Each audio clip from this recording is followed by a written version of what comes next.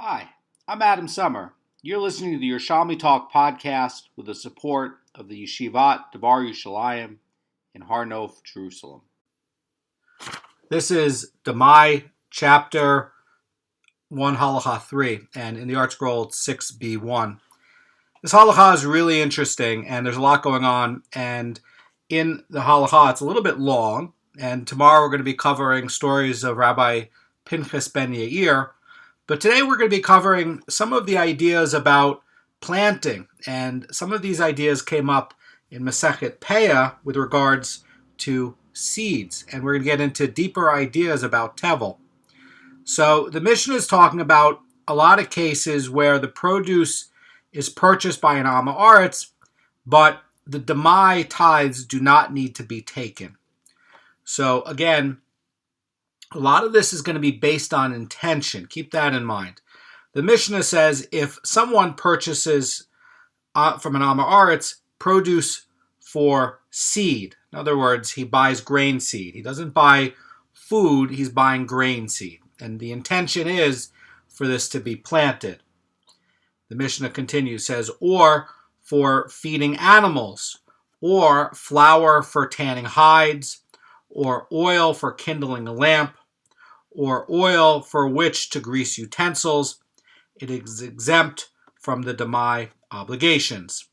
So let's go back about the seeds, because that's going to be interesting. Again, the Mishnah is talking about it could be edible, right? But the intention is going to be where it's going to be used as seed for something with an agricultural purpose or productive purpose like flour for tanning hides.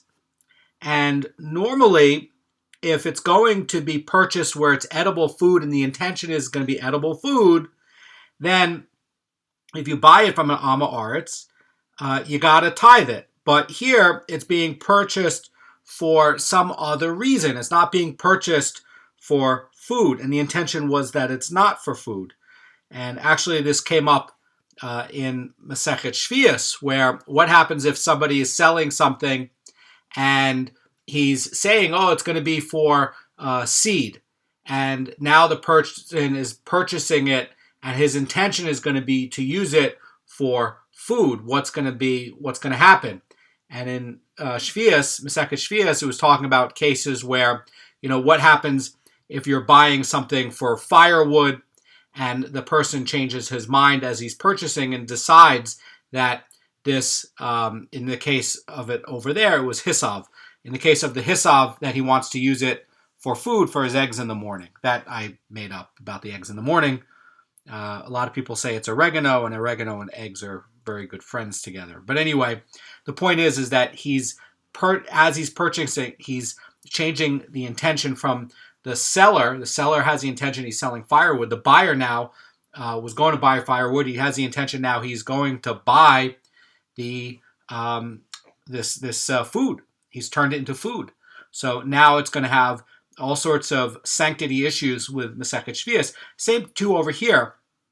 Normally, if you're purchasing from an Am Haaretz merchant, and if he's selling it as seed and you're buying it as seed, no problem. If he's selling it as seed and you've decided in your intention to change it over for food, now you got a problem. Now you got to go separate out Demai. So your intention is going to really matter.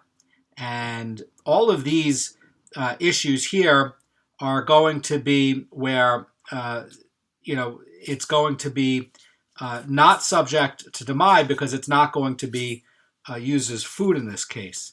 Now, interesting, this comes up again in Yerushalmi Peah, actually in 1.5. And all of these uses in the Mishnah are going to be prohibited in the case of definite tevel. So if you have a case of definite tevel, you're not allowed to go plant it. Again, this is a Mishnah in Masechet Peah.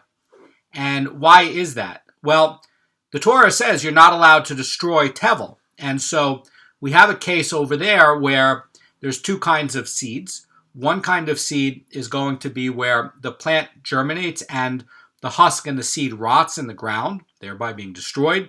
And then you have another type of seed, like an onion, where you can plant the bulbs and they will ultimately split and sprout into new ones, or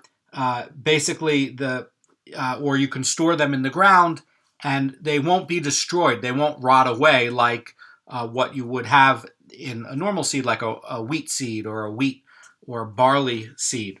So normally speaking, you're not, for definite tevel, you're not allowed to just go sow it.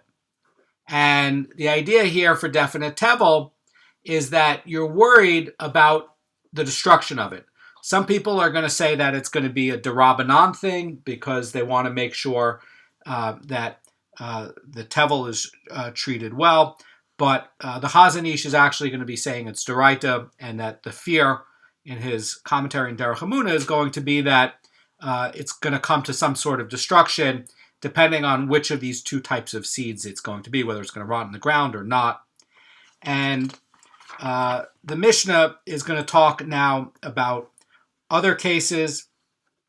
This, by the way, you should notice, says the Chazan Ish, that the Mishnah and this ruling does not represent a blanket permit to put actual demai to the uses listed in this Mishnah. Rather, the permit is limited to produce that has not yet been rendered demai because it was initially acquired for use other than consumption. However, produce that has been rendered and turned into demai through being acquired for consumption by the Am Haaretz, it may not be put to any of these uses without undergoing the demai tithing first. That's the note by the Chazan Ish in his Derech Emunah. And another comment about this with the Derech Emunah and the Chazan Ish, you can find this in his commentary in 4.2. He's saying the items of this Mishnah are like tevel in that they are prohibited for consumption, but they're unlike tevel in that they're permitted for these other uses. And this is because the prohibition to use tevel for these other purposes is less severe than the prohibition to eat tevel. And using the tevel has no penalty for transgression, but eating tevel has a penalty for death of heaven, death from the hands of heaven. And the Chazan Ish also says about this that in instituting the Demai decree upon produce of doubtful tevel, the rabbis took this difference into consideration and limited the decree to the more serious transgression of eating. And the smaller transgressions represented here by these uses in this Mishnah are not included in the decree. So I want to point out some of that. Now the Mishnah is going to go on to something very connected to Masechet Shvius again. That's going to be the geographical areas of Eretz Yisrael. Again, these laws are going to be dealing with produce in Eretz Yisrael. The Trumos, the Meiser, these are going to be the laws that took place after 14 years, after the 14-year conquest by Yeshua and the conquering army. And then it's going to be within the area of Eretz Yisrael proper. So if you're in Chicago and you're wondering about your wheat that you grew over there, do you need to separate out demai and tithes? The answer is no, because it didn't grow in Eretz Yisrael. So now we're going to talk a little bit about these boundaries. The Mishnah says produce purchased from Getziv. In the Shvius, it's going to be Ketziv, but here it's Getziv.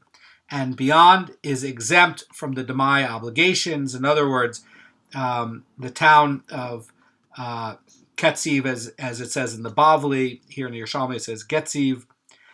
This is going to be the northern boundary of Eretz Yisrael. And basically the area beyond was consecrated, the area beyond Getziv was consecrated by the Olei Mitzrayim. And the consecration, though, lapsed with the Babylonian exile. And the area never got reconsecrated by the Olei Bavel and Ezra. So in these areas, and again, that's why it's talking about these areas here, it's trying to show you that the areas in the Olei Bavel, these are going to be sanctified and subject to the laws of Demai at this time. But the areas just north of Getziv, which are going to be subject to the area of Olei Mitzrayim, this is not going to be covered, and certainly area that is way outside of the halachic lands of Israel that were not conquered by the Ole Bavel or Ole Mitzrayim at all, certainly are exempt. But this is trying to show, and why it's picking Ketziv in particular, that the land that is going to be south of Ketziv is going to be the Ole Bavel area, and the land that's north of Ketziv is going to be the Ole Mitzrayim area. And so this is trying to show that the land in the Ole Mitzrayim area is not going to be covered from the Demai obligations. The Mishnah now goes on to the next part, and it's going to talk about foods that are going to have other issues with Demai. So we're going to get a few really interesting topics here. So the Mishnah continues, says, Challah of the Amma Aretz, or an Amma Aretz's Truma mixture, or the foods purchased from an Amma Aretz with money from Meiser Sheni, and the remains of the Amma Aretz's Mincha offerings are exempt from the Demai obligation. So let's go through each one of these and unpack that. We know that Challah is going to be like Truma. The Torah calls it Truma, okay? So we know there's a connection from the Torah of Challah and Truma because the Torah compares it to Truma. This, by the way, is going to be where they separate the dough, and the dough has to be a certain size, and it has to be tahor. That's the key. And then they're going to go give it to a kohen. Now, the challah has sanctity. This portion you take out has sanctity. And one of the ideas is it can't be eaten by a non-kohen. A non-kohen who eats it is going to be like a non-kohen who goes and eats truma. It's a very, very serious penalty. It's very, very serious to eat tevel. You get death from heaven. So, or to eat consecrated produce on purpose, you get really bad punishment from heaven with all sorts of death penalty things, and it's pretty nasty. So the challah is consecrated, and if the challah portion gets to become tamei, it has to be burned. It still has to be given to the kohen, and it belongs to the tribe of the kohen, and he's not allowed. The non-kohen's not allowed to benefit from it, and they're certainly not allowed to eat it, and he has to give it to the kohen. Now, what is this Mishnah talking about? Okay, this Mishnah is talking about a case, it says Ipnei Moshe, where the Amma Aretz separates the challah from the dough, gives it to the kohen. And the Mishnah is ruling that the kohen does not need to separate Demai ties from this challah. Why? Because you would be worried that, wait a second, maybe I got this challah and all the other ties were not taken out. Now, generally speaking, food that's received from the Amma Aretz, you're going to assume it's tamei. And that means that if you're getting challah, it means it has to be burnt because the kohen can't eat it anyway. But that's not the case here. Okay, what this is trying to show is that the Amma Aretz, who can't be trusted about things regarding tamei and tahor, had a chaver, somebody who knows better, separate it. And now they're giving it to the kohen. And what this is trying to do is show that there was a chaver involved to prepare the dough in a way that cannot get tuma. And this challah is going to be tahor, and it can be used. So we can assume that it must have undergone the Demai tithing. Why? Because you'd assume that there's a chaver involved who would have separated out the tithes. That's why. So that's going to be that case. The second case is going to be you have an Amma Aretz and they have a Truma mixture. That's going to be where you have some of the mixture has tevel and some of the definite tevel, and some of it has Truma. Now, normally a kohen who purchases from the Amma Aretz a mixture of chulin and some Truma, if the ratio of chulin to Truma is going to be less than 100 to 1, that's going to be, where it gets nullified. Okay, so if you have like 1 part chulin in 100 parts truma, so that the total measurement comes out to 101, right? There's 100 truma parts and 1 chulin part. It gets nullified, right? So we're talking about something that's going to be smaller than that so that it's not nullified. And by biblical law, a truma minority is going to be nullified in a chulin majority, regardless of the ratio. So the entire mixture should be permitted to a non-Kohen. But the rabbis decreed that the nullification of truma and chulin requires, again, this 100-to-1 ratio. And if you don't have this 100-to-1 ratio, it's not going to be nullified. Now, in the case where you have 100 parts truma and you have 1 part chulin, the mixture is still going to be consecrated. It's still going to have kedusha, and it's prohibited to the non-Kohen. The non-Kohen simply can't say, but there's chulin mixed into it, okay? Or let's say it's going to be 50-50, right? It's 50 parts truma and 50 parts chulin. Well, the whole pile is consecrated. And the Am Haaretz is not allowed to say, yeah, but it's half. And why can't I eat it? Why can't I use it? And the point is that it still belongs to the tribe of the Kohanim because it's mixed and it didn't get nullified.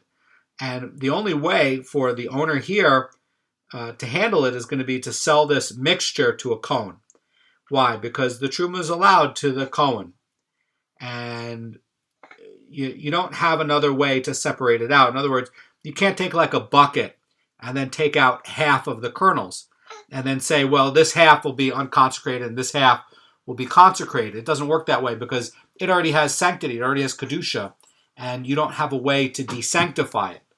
So the Am Haaretz can't simply just separate it in half and collect it out, because inside of his pile he'll still have the same problem he had with the bigger pile, where half of it still has sanctity and half of it still does not. He never fixed anything. So we have a case where, it's going to be, if it's not nullified, it's going to be prohibited to the non-Kohen, even, by the way, by biblical law. And the only way to fix it is going to be to sell it to a Kohen. But the Kohen does not need to separate the tithes. And that's going to be the idea here. Now, the next part is going to be food purchased from an Am Haaretz with money from Meiser Sheni. And we know that the Torah is telling us that when you redeem money of Meiser Sheni, it has to be spent in Jerusalem, and you have to use that money to buy the food there. And with the purchase, this food, the money becomes desanctified, and the food gets the Meiser Sheni sanctity. So you would think that Demai produce that gets purchased with money of Meiser Sheni is going to be subject to the tithing of Demai. But the Mishnah is coming to teach that's not the case. So again, let me point this out again. So you're purchasing, you have this Meiser Sheni money that has sanctity. You've deconsecrated it onto Demai produce. Okay, so you use definite Meiser Sheni money. You purchase definite Demai produce, and the question is that going to be subject to tithing and the tithes of Demai? And the Mishnah is teaching, no, it's not. That's a big hiddush here. And in other words, the original sanctity from the Meiser Sheni is going to take precedence. And so you have to treat it like definite Meiser Sheni. Big hiddush. Another one, it says, and the remains of the Am Haaretz's mincha offerings. So the remains of the mincha offering, this is going to be part of the mincha that remains after the komitz portion is separated and then burnt on the altar. That's going to be where the kohen takes his hand, takes a small portion of the flour into the palm in a very special procedure, and then they go and they burn it. And the rest of it can be eaten by the kohanim in the temple courtyard. And if an Am Haaretz offers a mincha in the temple, they're not going to treat it as on tithe, and therefore the kohanim are going to be able to eat what's left over without separating Demai tithes. Also, a big Kiddush. We're going to get into the technical parts on what the Mishnah is assuming that the grain that was brought over, the flour that's brought over for the mincha, is going to be assumed to be tithed properly so that the Goan in the Bet HaMikdash can eat it.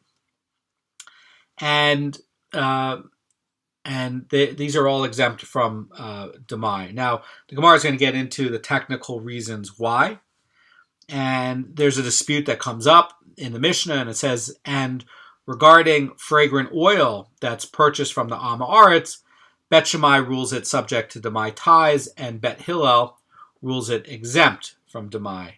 So the Gemara is going to identify the oil, but fragrant oil is going to be exempt from Demai because its mixture is going to be with lots of different spices, and according to the point by Bet Hillel, the Demai decree was not stated where the produce is part of a mixture. Bet Shammai is going to disagree with that. And also, you could think that, well, perhaps this fragrant oil might be edible. So it might not just be used for fragrance, it might be used for food. So if it's going to be where it's just only for fragrance, certainly Bet Hillel is going to exclude it from the law of Demai, just like the Mishnah's original ruling.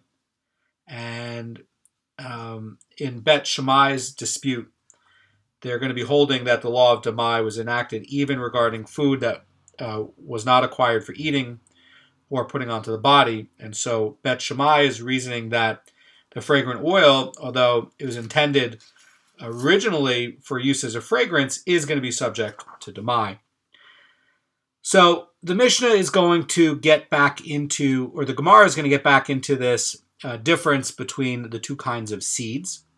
The Gemara is talking about, from the Mishnah's point, about if you purchased produce and seed, and that's going to be exempt from the Demai obligation. So the Gemara says that once he purchased the produce for seed, there is no difference between plants of different kinds and something whose seed decomposed in the ground. This is going to be grain like wheat or barley, where the seed rots and the plant germinates. It's going to be the same as something whose seed does not decompose in the ground. That's going to be like an onion. And whether it's going to be either of these two kinds of seeds, there's not going to be a Demai obligation for it. And that's a really interesting point, because you might have thought that, well, wait a second, if the seed is going to decompose, since it's not there, you're not going to worry about somebody coming along and digging it up and tithing it later, or using it without tithing. So the seed that does not decompose, like the onion, and again, they used to take onions and beets and store them in the ground. It's going to be where you could dig them up, and you would think that, I can go use these and now go use it without tithing. And the Gemara is really trying to teach us that even if the seed remains in existence, there's still not going to be a Demai obligation. And so really what this is saying is that you can sow the seed without first separating tithes. Again, that's a big Hiddush, and we're going to be getting into that more. The Gemara now is going to talk about someone who purchases produce for seed, and then he changes his mind and he wants to turn it into food, into a food thing.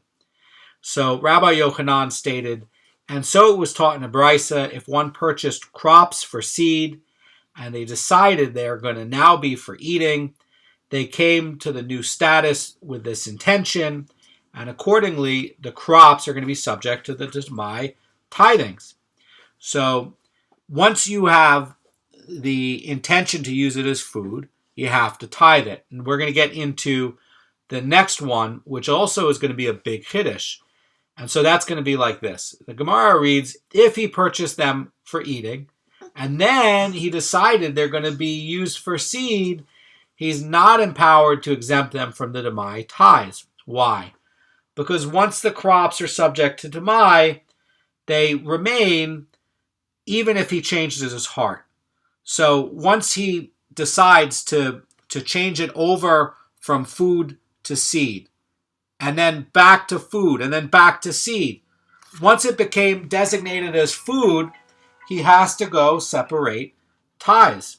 And so changing it out from seed and then changing it back over to food, it doesn't fix anything. It doesn't fix anything to say, oh, this is food, and now I'm turning it into seed. Now I don't need to separate out Demai tithes. No, says Rabbi Yochanan. Once it gets the intention as food, regardless of what your intention is later, you have to separate out the tithes. So the Gemara's ruling is going to be not only with crops that are purchased for seed, but all cases in the Mishnah's first section. And the idea is once the Amma Aretz changes the use to food, regardless of what he changes it into later, it's going to be subject to tithes. Now, the Gemara is going to talk about a baraisa that discusses the prohibition of sowing actual tevel, and they taught in a baraisa one may not sow tevel seed. This, by the way, is going to be in Peah in 1.5, and the Gemara says, nor may we cover tevel seeds with earth, but we may work with an idol worshiper to cover his tevel seeds with earth. Now, what about this with an idol worshiper? Well, you're allowed to help an idol worshiper cover up his own tevel seeds in his own field. So again, this permit is going to be just covering. That's implying that you're not allowed to help an idol worshiper in actual sowing of tevel. But the prohibition limiting it just to covering is a worry or a fear that Jews might get used to actually working the field with tevel for themselves. And the reason that covering seeds is going to be allowed is because it's not really a normal form of sowing. And that's not going to be covered in this prohibition. Again, this is a rabbinic fence that's put up to keep Am Yisrael from sowing tevel. What's the worry about sowing tevel? Well, the idea is, and again, a lot of people say this is a rabbinic decree, but not everybody. Some people say that it's actually going to be d'oraita. So what are you worried about? This comes up in Masechet Peah, not directly, but implied, and also in Maestros 5.1. And the idea is that they're worried about diminishing the amount of trumos and maestros that's available to the tribe of Levi or to the tribe of the Kohanim. You're effectively taking away their food. And the other idea on why it's going to be prohibited, especially by the people that are going to be saying it's d'oraita, is going to be because there's a law that forbids all benefit from tevel if it results in the destruction of the tevel. So in the case of onions and the onion seeds that are stored, sure, it's not going to be destroyed. You could go dig it up later. But in the case of wheat seeds, these are going to decompose in the ground. And so taking tevel and putting it into the ground, perhaps you've diminished the amount that goes to the tribe of the Kohanim and the Levim, and this is owned by those two tribes. And also, you've ended up destroying it, and you're not allowed to do that. So that's also going to be the opinion of the Chazan Ish. The Chazan Ish in Derech Hamuna 4.5 is going to be saying that it's prohibited, and the prohibition is for all benefit from tevel that results in the destruction of tevel. So the Gemara now is going to get into the final ruling on this, and the exemption was stated only in the case of a seed that cannot easily be gathered up after it was sown, but in the case of a seed that can be gathered up after it's sown, we penalize the sower by demanding that he gather up the seeds and tithe them. So what this is trying to say is that if the owner has seeds that are already they're not too small and too hard to gather, they're going to force him to gather it up and tithe it. And if it's too fine, like you have poppy seeds, right? Poppy seeds are too fine. They're not going to make you go and gather up all the poppy seeds and tithe them. But bigger seeds, they will. So for instance, perhaps beans, you have these cowpeas. Cowpeas are like fava beans. They're quite large. So they might make you, as a penalty for sowing tevel seeds like cowpeas, to go and gather them up from the field, tie them, and then re-sow them. And this penalty was stated, says the Gemara, only where the seed has not yet sprouted. However, where the seed is already sprouted, it is treated as a seed that cannot be gathered up and cannot be uprooted. It does not need to be uprooted. So we know that in Masechet Kalayim, that when seeds are improperly sown, they're going to make you destroy it. They're going to make you till the ground and destroy the seeds. And if it already sprouted, they're going to make you uproot it. Over here, you don't need to go that far. Why? Because over here, the tevel is a big problem for eating. You get death from heaven from eating tevel, which is going to be untithed produce. But in the case of using it for another purpose, you don't have that same penalty. Okay, so you don't get death from heaven from doing that. But in the case of kalayim, you have a specific prohibition in the Torah that forbids you to get any benefit whatsoever from kalayim. So that's why you have to uproot it or burn it or destroy it. And very serious to sow tevel. Kalayim. So the Gemara is going to talk about a stringency that was practiced by Rabbi Yochanan that actually ends up being quite logical and makes a lot of sense. Rabbi Yochanan, says this Gemara, says when he would eat food from the Am Haaretz, and interestingly enough, it says even meat and even an egg, he would first rectify it by separating its tithes. Now that's a big hiddush because when you separate tithes, you're separating tithes on produce. What about eggs and meat? You don't separate tithes on eggs and meat. So why is Rabbi Yochanan separating tithes on eggs and meat? That's a big shocker. And his students said to him, he said, did our teacher not teach us that when the Torah states, you shall surely tithe all the produce of your planting? It limits the tithing obligation to food that comes from planting. And really what they're asking is, they're saying, why are you tithing eggs and meat?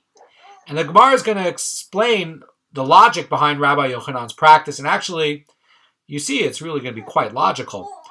The Gemara says that he was concerned about the tevel liquids that were maybe absorbed in the meat and the eggs through cooking. In other words, Rabbi Yochanan was worried that the Am Haaretz cooked the meat and the eggs in untithed liquids like oil or wine, and it got absorbed into the food. And so then he's tithing the meat and the eggs because he's worried that maybe the oil did not have tithes taken out of it, and so that now is part of the meat, and now it's like he's eating tevel. And so now he's taking out Demai from the meat and the eggs because he's worried about eating tevel, basically, and making sure that he's strict about the laws of Demai as well. So the Mishnah, and by the way, going back to eating tevel, if it's somebody who is the type of Am Haaretz that doesn't separate out any tithes, that you're of course worried about eating tevel. In the case where they do separate out some tithes, you're not worried about eating definite tevel, as we covered in chapter 1, Halacha 2, but you are worried about diminishing the amount of property that comes to the tribe of the Levim or the tribe of the Kohanim, or maybe the other tithes, were not taken out properly and those have some semblance of Kedusha to it. So, he's separating out Demai. So the next statement in the Mishnah says that if one purchases produce for seed or for feeding it to animals, it's going to be exempt from the Demai obligation. And the Gemara is going to get into a case about Rabbi Pinchas ben Yair. We're going to get into that tomorrow. But first, we're going to talk about a related point. So the Gemara says that Rabbi Yerushalmi sent to Rabbi Zera a basket full of figs whose maestros had not yet been taken out. And Rabbi Yerushalmi's logic was, what would Rabbi Zera eat? Would he eat something whose maestros had not been removed? And certainly he's saying that Rabbi Zera would remove the maestros himself. And Rabbi Zera was thinking that, well, how, the Gemara says, is it possible that Rabbi Yerushalmi would send me anything whose maestros had not yet been taken out? Rabbi Yerushalmi, he's basically saying, already took out the maestros. And the Gemara says, between this one and that one, tevel was eaten. And the next day, Rabbi Zera stood together with Rabbi Yerushalmi, and Rabbi Zera said to him, he said, that basket you sent me yesterday, its maestros had already been rectified or on it or not? And Rabbi Yerushalmi said to him, no. And I said, what would Rabbi Zera eat, something whose maestros had not yet been rectified first? And Rabbi Zera replies to him and says, I said the same thing. And, would Rabbi Yerushalmi send me something from which maestros has not yet been taken out? And the Gemara is going to reflect on this. Rabbi Abba, about this incident, Rabbi Abba bar Zavina says in the name of Rabbi Zera, if the earlier name of Rabbi Zera, says in the name of Rabbi Zera, if the earlier ones, in other words, these earlier scholars like the Tanaim or the earlier Amorim, earlier than Rabbi Zera, were sons of angels, we are sons of men. And if the earlier ones were sons of men, we are like donkeys. And Rabbi Mana said at that moment when Rabbi Zera realized that tevel had been eaten, they said, Rabbi Zera said about himself, we are not even like the donkey of Rabbi Pinchas ben Yair, we're just like regular donkeys. In other words, Rabbi Pinchas ben Yair had a special donkey who was so careful about maestros, and he's saying that we've degraded so much that we're really just like regular donkeys. Tomorrow we're going to get into amazing stories about Rabbi Pinchas ben Yair, and I'm going to go feed my son. Have a great day.